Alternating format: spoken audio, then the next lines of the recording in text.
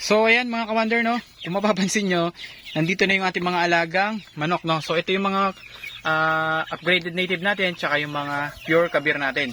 So merong mga 1 month old dyan, mahigit, then iba week old, no. And then inilipat na natin sila rito. Ayan, dahil nagtutukaan na sila ng balahibo, no. Feather picking na sila. So medyo masikip na kasing kulungan nila. Medyo malalaki na talaga yung ating mga alagang mga sisiw dito.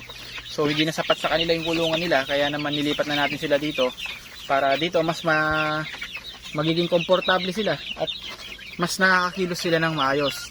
So ayan, kung mapapansin nyo, ito yung dating kulungan ng ating alagang baboy.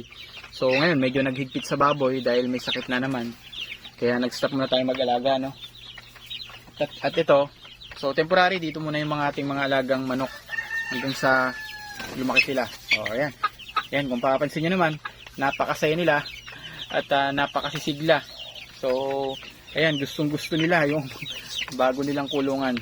So, first time din nilang makatapak ngayon, no? Dito sa lapag.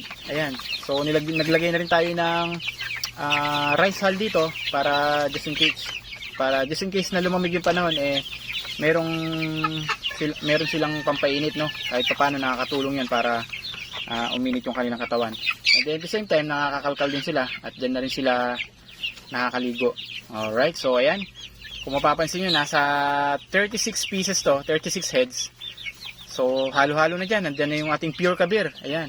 Nasa 7 pieces yung pure kabir natin dyan. Then the rest, puro mga ano na yan, mga upgraded native. Alright, so ayan.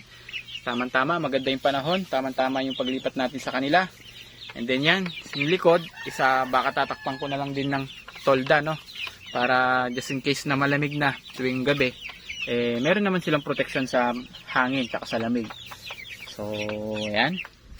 And then kung mapapansin nyo, no, matatandaan nyo mga ka-wonder, no, yung nilipat natin, yung nakalagay dati dito, ayan, yung namisa natin na native, no.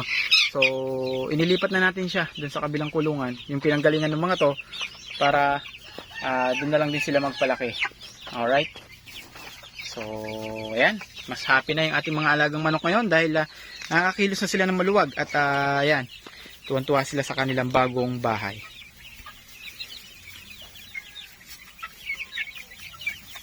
And then yung mga maliliit pa, no, mga ka-wonder, yung mga sa tingin ko medyo ano pa, hindi pa sila makakasurvive talaga.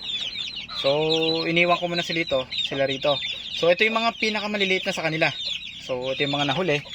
And then, yung hen naman natin na nandun, na may mga alagang sisiw, no? May mga anak. So, nilipat na natin sila rito.